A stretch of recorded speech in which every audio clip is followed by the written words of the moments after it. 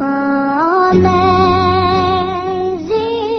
grace, how sweet the sound that saved a wretch like me. Hi, welcome to Straight Talk About God video. I'm Jack. Do you ever have little thoughts come to mind? Some little sentence, you know? Why don't you have a beer? Whatever. Huh? Sure, well, maybe we all have those things all the time. Voices in our head. Not crazy voices, but voices in our head, right? Well, I call this the fourth voice. The fourth voice. Oh, fourth voice. You see, I figure we have four voices in our heads. Now, I don't mean the ones that we make up when we imagine a conversation with a friend, okay?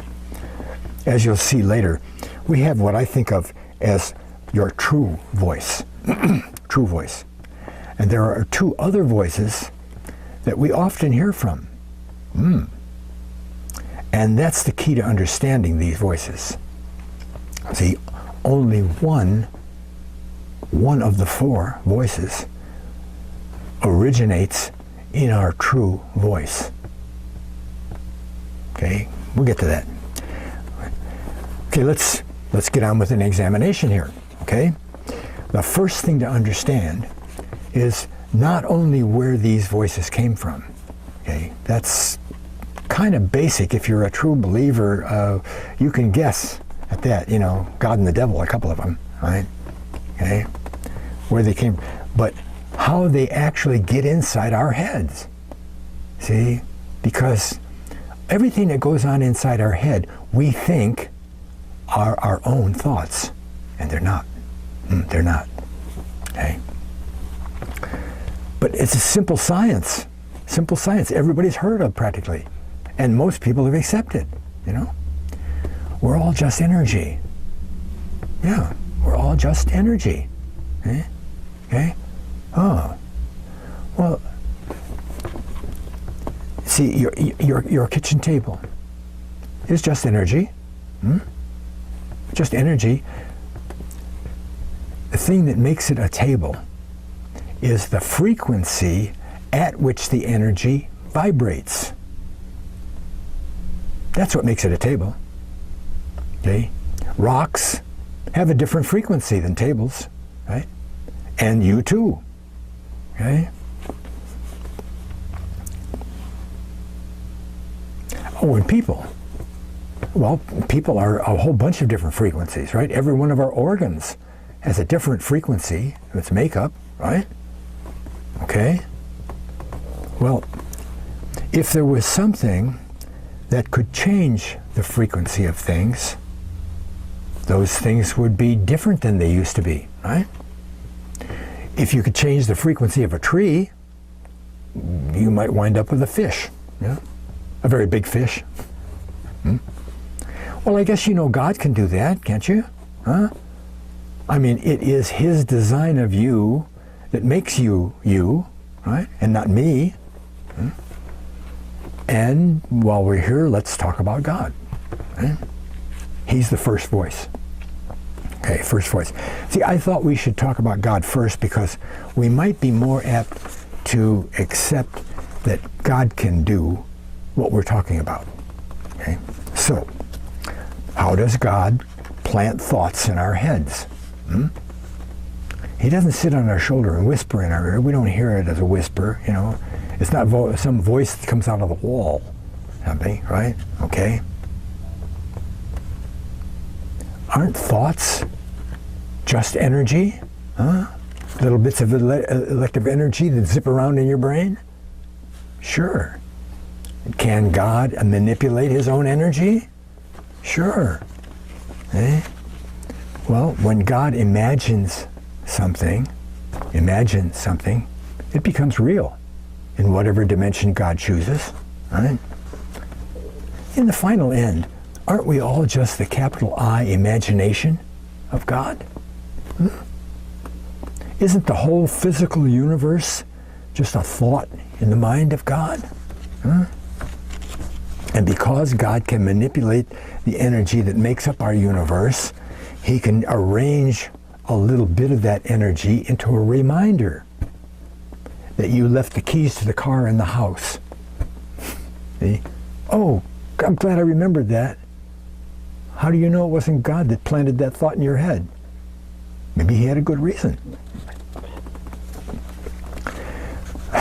What's really neat is that we can do the same thing as God. Yeah.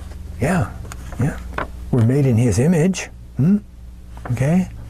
See, we've already done that kind of thing in our lives, especially when we were young. Okay? Who hasn't dreamed up, imagined a football game or a picnic with a friend? Huh? We do that kind of stuff all the time. Okay? The only difference between God and us is that we've gotten out of touch with the 95% of our DNA. You know, the scientists call it junk DNA. They don't know what it does. Okay? Maybe if we had the use of that 95% DNA, we indeed could make our imagination into physical things and change frequencies. I think that we could. Angels can do that. Yeah, that's how they do their thing. They manipulate energy. That's how they blink in and out, right? Bloom, all of a sudden there's an angel there. Well, wait a minute. Where'd he come from? You know, he didn't just at this moment become an angel and existent. He didn't just blink out of existence when he goes away. You know, I mean, that's how angels manufacture, manipulate energy into a human body so that we can relate to it, right? Angels don't have bodies, do they? Huh? They have their own private little ball of God energy that they can manipulate like Play-Doh, okay? Well, if angels can manipulate energy like that, it can't be too hard for them to also manipulate the energy into a thought and put it into your head, right? Lucifer was an angel, huh? He lost his estate, but he didn't lose his power, huh? He still has as much power as he had before, right? He just has limitations on it. See? And don't we know that Satan can influence people, you know, outside of actual possession? Sure.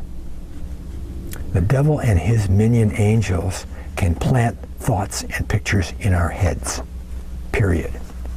Same as God. Satan is the third voice. We'll get to the second voice. But you know, there isn't a whole lot to say about Satan in planting voices. It's the same as for God, you know, so we kind of understand that. So we'll talk about him in a different context. What we need to do is understand the mechanics of dealing with those voices. How do you deal with it? I mean, what if you always think that all those thoughts in your head are your own? You know, you're in a lot of trouble. You're going to be in a lot of trouble. You're going to miss a lot of good stuff, and you're going to be hounded by a lot of bad stuff, you know, and wonder why such bad things happen to you all the time. See? So how do we deal with it? It's a three-step process. 3 steps. Interruption, evaluation, and action. First, let me ask you a question. Can a person interrupt himself? Now, I know most of you probably said yes, okay? But let me qualify this one time. You see,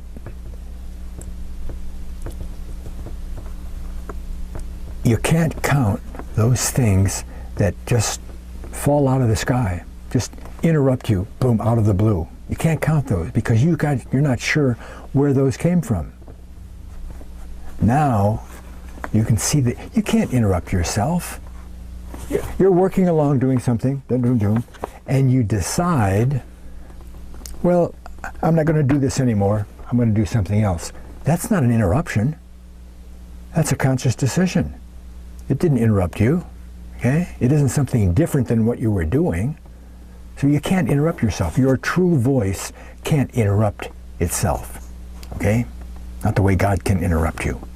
Okay. And that's one of the keys to understanding and sorting out these thoughts.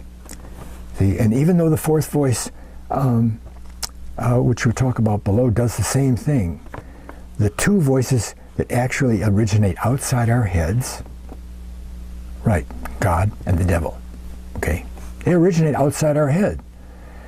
And if we don't understand that and notice when that happens, we think they're our own, right? See, so sometimes we're just thinking along on something, and something just pops into your head, right? Okay? Interrupting your train of thought. Interruption. And mostly you'll find when you get onto this that mostly those interruptions have a negative aspect to them. Some positive, but negative. And we'll see that below in an example of buying a new refrigerator. And because we recognize the interruption, we recognize that that's the key, see, we've got a way to determine where the voice came from. See? Here we got three different voices that we need to determine where they came from, because they influence our behavior. So step one is interruption. Boom. Okay. The next part is kind of hard because we get interrupted so many times during the day. You know, we get a lot of interruptions, and most of them go unattended. We should hope that the more important ones get noticed. And noticing is kind of like the second step. Step two, evaluation. Interruption, evaluation. Okay? See, once we've given in to the interruption, stopped what we're doing, okay, we take a good look at the interruption and see any suggestion for action. What's it want us to do? Okay. This is a simple scenario right here. You're digging along, and you have a thought about a drink. You either stop, go get a drink, or you say no later on and you keep digging. But it stopped you for a second, okay? And you evaluated what was suggested, all right? See, and the logic for voices is exactly the same, okay? Whatever you have determined was suggested, you stop and evaluate that suggestion for rightness, capital R. Is it right or is it wrong? Okay? So, here's a good example. You're sitting on a park bench. Person walks by, stops about 5 feet from you, and accidentally drops a $20 bill. Are you going to sneak over there and grab it? Or are you going to evaluate that situation for rightness and run over and pick it up and give it back to the person? Simple evaluation. Where does the suggestion lead? Where does the interruption lead? Okay? It leads to action of some type. Interruption, evaluation, action. You need all three of those things to happen. Okay? You can't just let action go by the wayside. What good would it be if you didn't act on some suggestion that you evaluated as right, capital R? I mean, it's easy to reject a bad suggestion, you know, like stealing that $20 bill, being guilty for it later on. Okay? But what about those ones that we determined are right? We've also determined that they have to come from God. They're not from us. It's an interruption. We don't interrupt ourselves, and God's the only other one that's on our side. Must be from God. What? We don't act on something God has presented to us? We say no to God? Not a good idea. Interruption, evaluation, and action. Good. And the formula is the same for the fourth voice. So on to the fourth voice. Fourth voice. Now, this piece started out as a reply to email, but it opened up a whole new door to our thinking. Okay, and I mean, I've written before and talked about the voices that we have in our heads, and how we always think that they're not from outside; they're our own. You know, glad I thought of that. See. But in actuality, only one voice that we quote here belongs to us, right? Is our true self. That's our second voice, true voice. See, I had concluded there were only three voices: God, the devil, and us. You know, three voices. But now I see there's four. Four. Okay. Sometimes this voice helps us out. Positive results. A lot of times, because the fourth voice has a main job. Fourth voice has a main job, and because of that main job, it doing its job, it leads us sometimes into stress, right? But let's start with the email that brought about this revelation of the fourth voice. Now, filling this thing out with extra ideas happened along the way. So some of this is the actual email and maybe followed by a remark or two that I've added on. So it's all going to sound like the email, but it's not. You know, some of it's for you, some of it was for the email. Okay. And it doesn't seem to relate to begin with, okay, but you'll see. I was asked, how does creation allow for a gay soul at the same time ask for men not to sleep with men? Here is stress for many a gay man. Here's what I replied. You haven't followed the health statistics on sex-oriented disease in the gay community? First, the first thing we have to acknowledge is that God has a good reason, even if we don't know what it is, a good reason when he bans things.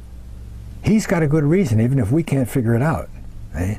The second thing is that we have to compare this ban with anything else that God says don't do. Okay? When was the last time something showed up when it was, quote, free, you know, like that $20 bill, okay? And you got the hit of theft behind the situation, see? I mean, it was just laying there. Wow. Why didn't you just take it, you know? Was it that little thought, you know? I mean, God says don't steal, right? See? I think you can relate to that kind of thing, okay? Now, I know the argument is that it's harder for a gay man to abstain than it might be for him to steal something. But there are those gays who are celibate. I knew one personally, Bible-believing Christian, celibate, but said he was gay. Well, when was the last time I ate pork? You know. The ban on gay sex is no more important or less important than anything else God says that we shouldn't do. And while I'm here to answer your other question, I know of no place in the Bible that forbids lesbianism. However, I believe that God's choice is that women don't have that kind of a relationship instead of marriage. Lesbians can't reproduce. That might be one reason, I don't know. Now here's the thing. See, that just led to deeper thinking and to try and explain to this person, and all of a sudden we came onto the fourth voice. What I want to get at is what you had to overcome to comply with don't steal. $20 bill. What did you have to, do you have to overcome something not to steal that? Sure you did. See? I believe that the initial urge to take it was promoted by your ego. By your ego. See, certain rationalizations may have come to mind. Nobody can see me. Or, oh, look at that. I could use one of those. But why didn't you? Why didn't you? See? Because there was something in the situation, evaluation, that you said, that's not right. I won't do that. See? God wouldn't let me do that. But let's take a step back and examine ego. Okay? Now, I've given this a lot of thought through the years, and I've concluded that ego's main job, positive or negative, main job is protecting us. Protecting us. Right. And sometimes it does that. But we rarely understand or suspect ego. Okay? But there's something, this is really good. There's something that ego knows that most people don't, and probably would discount it, if they were told. Ego knows you can get along without him. You do not need your ego. Wow. That's a new thought. You don't need your ego. What I thought, Hey. Have you ever put together the fact that all the major belief systems boil down to letting go of your ego? Whoa, there must be some good reason for that, huh? Christianity is no different than Buddhism in that way, because the main thing about Christianity is salvation. We're saved by what? Faith. And Greek faith is faithing. It's an action, faithing. And faithing is always, always overcoming your ego. We'll see that in detail a little bit later. So it doesn't make any difference. I mean, doesn't it make sense that there's something detrimental about our ego? It doesn't always help us. I'm sure you can understand that a good trait can be turned evil. And taking that as a clue, we'll see that ego protection turns out to be a protection racket. See? Self-preservation. Self-preservation gets in ego's way. His own self-preservation gets in his way of protecting us. And we protecting it if we do that. Huh?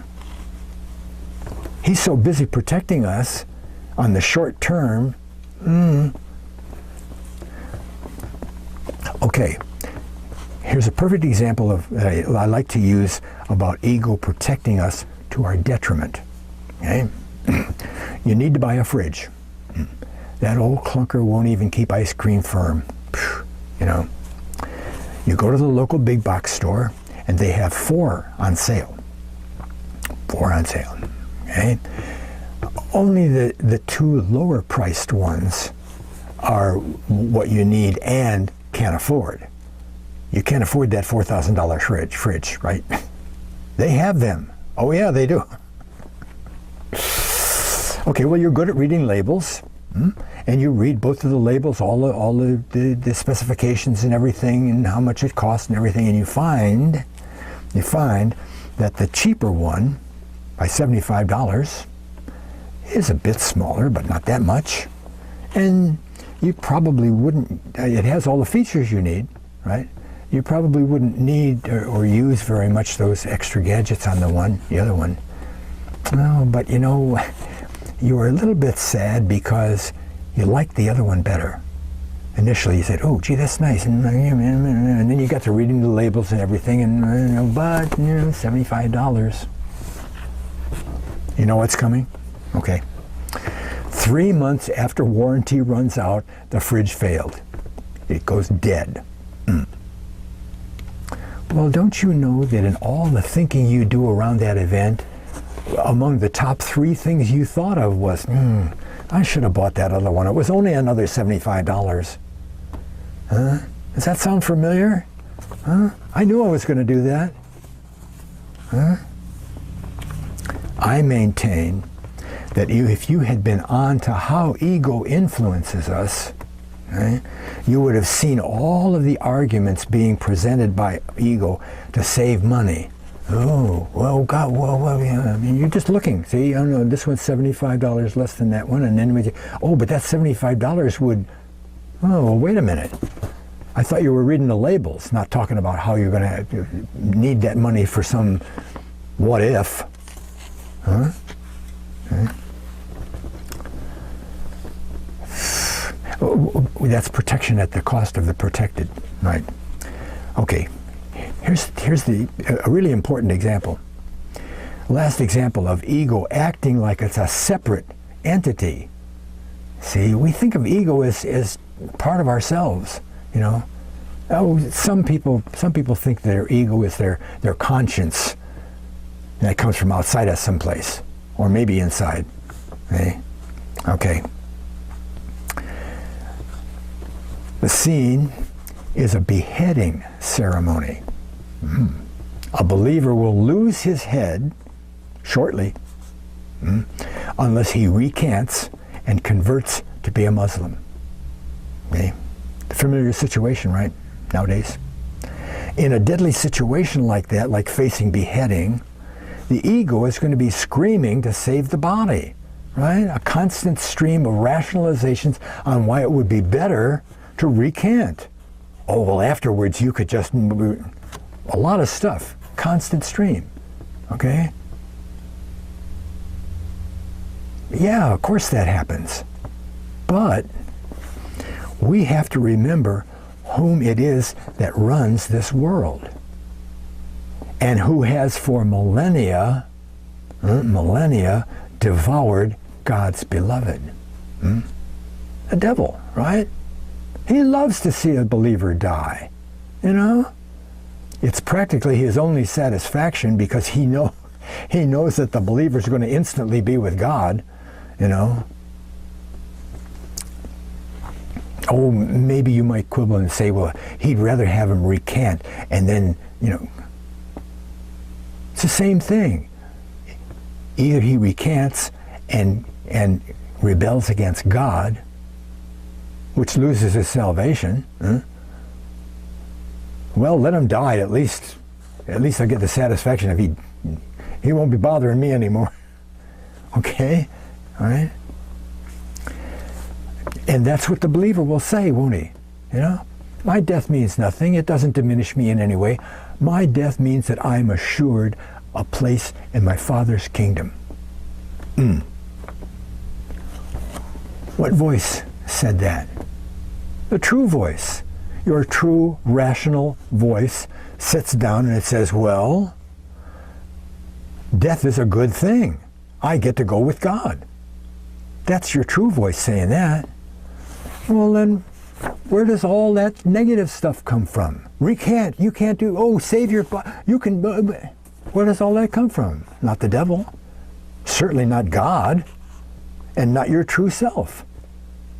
It's a dead-end street at ego's house. Ego. You know, many years ago, I discovered that every time I was under stress, I should look for the context of the stress. What am I stressing about? Okay? Okay? Hey. Oh, I skipped. Wait a second. We have four voices then. Right? Four voices. God, the devil, our ego, and us. Okay? And only two of those kind, only two are on our side. Us and God. That's all. God and the devil can both plant pictures and thoughts in our head. Okay? One good, one bad. And I can't quite figure out the mechanics of how ego acts like it comes from outside, but it's inside. But it acts just like it's from outside, so we have to treat it that way. We just treat it that way. Okay?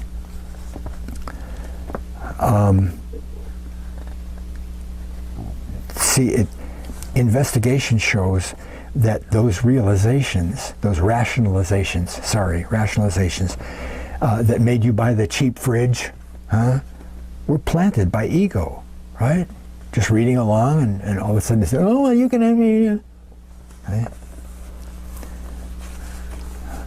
Okay, so when the cheap fridge failed, what were you stressing about? The cheap fridge failing, right? I mean, this is really obvious, okay? They should all be this obvious, okay? And the source is very easily seen too, because you instantly know about the context, and you can trace that back to the one selfish decision driven by your ego that made you buy the cheap one, right? That's easy. They should all be that easy. But the formula is exactly the same. So if you're in stress, you say, I just feel so right. Why do I feel right? What's the context? See, because that decision might have been 3 years away. You know, not just yesterday, not just last month. See? What are you stressing about? So the key to finding the source is understanding the context of the stress. And from that point, it's an easy trip back, a simple trip back in time to the place where you made that selfish decision, okay?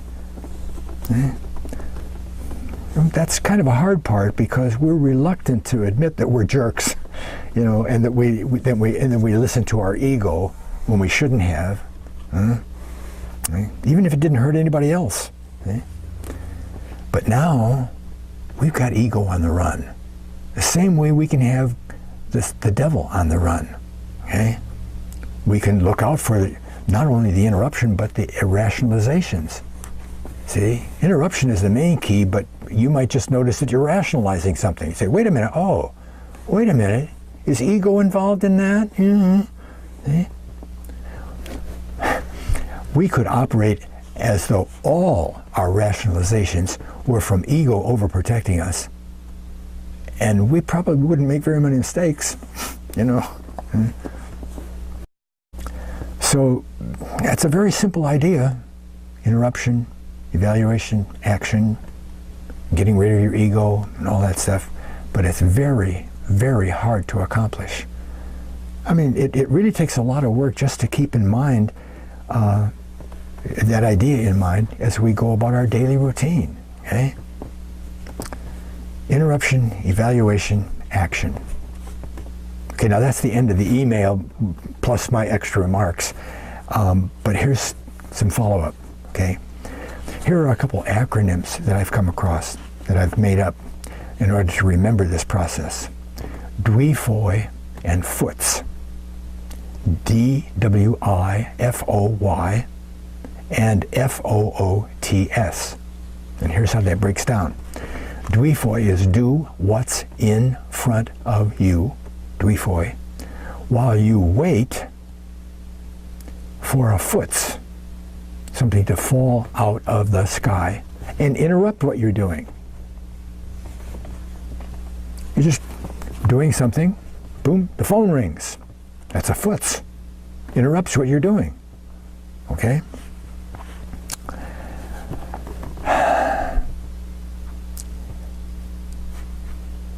If one were to strictly follow this simple plan, one would only ever be acting on what God interrupted you with. Think about that. You'd never have to be doing anything that God didn't tell you to do. How perfect a life could that be? Huh?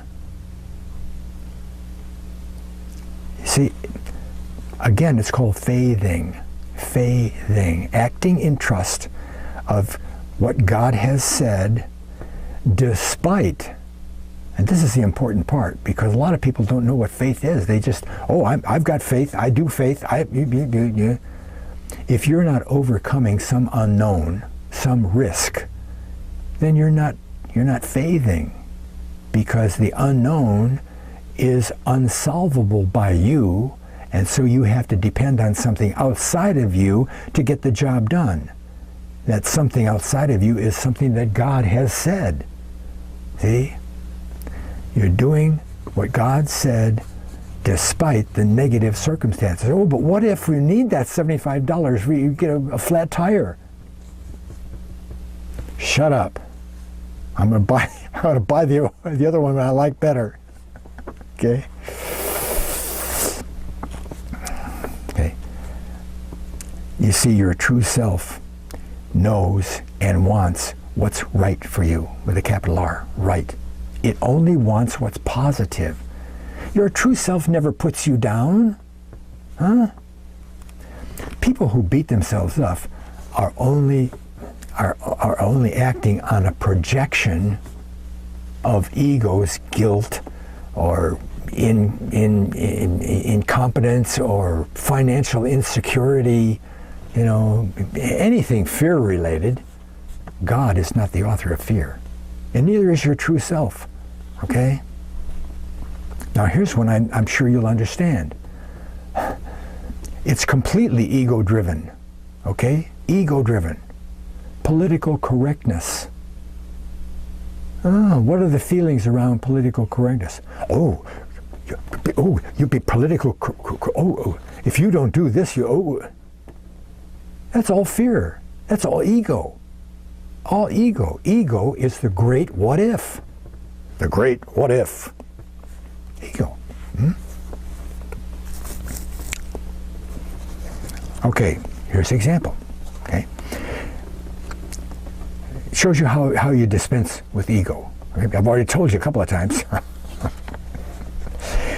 Well, you're just doing whatever it is, your dwi foi.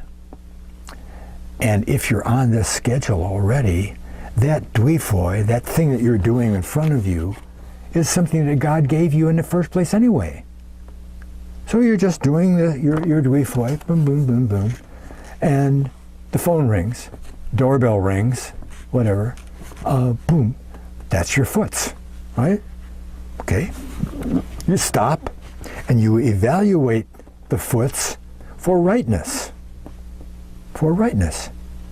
and if it's right, you act on it.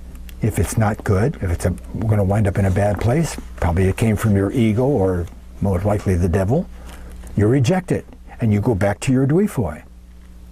If you accept it, then you stop your dwi foi and you have a new dwi foi, now the one that God footsed into you, okay? You go there and you do that until that's finished, and then if God hasn't interrupted you with something else, you go back to the dwi foi you were working on when he interrupted you. Because it's not finished, otherwise it wouldn't be an interruption. Huh? Okay?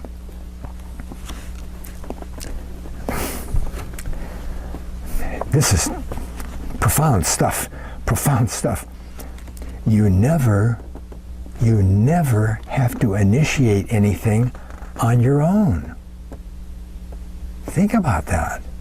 You never have to make any kind of a decision on your own to do any action at all. See?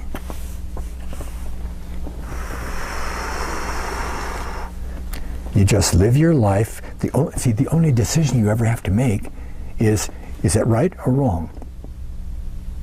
Is that right or wrong? How many times have you decided to start a project and run into big problems? See? Because you didn't do this or that or the other thing. See? Did God tell you to do that?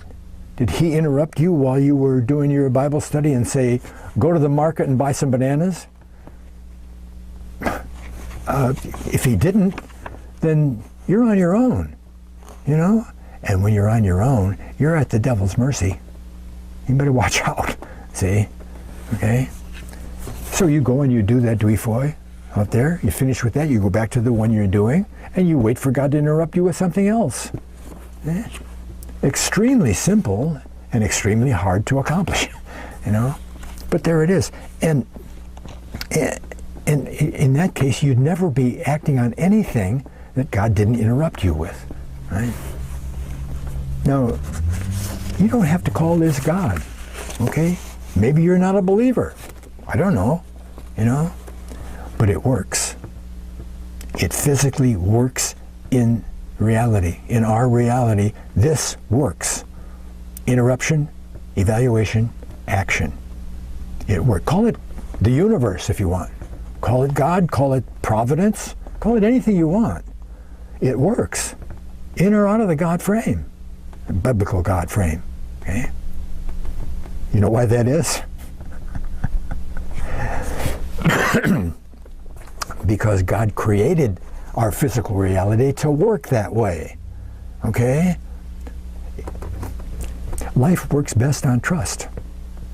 It always has, and it always will, because that's the way God created it to work.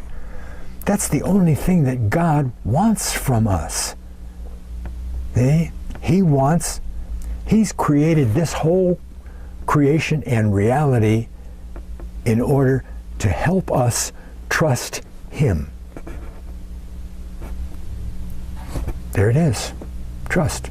He can't make you trust Him. Otherwise you don't have free will. See?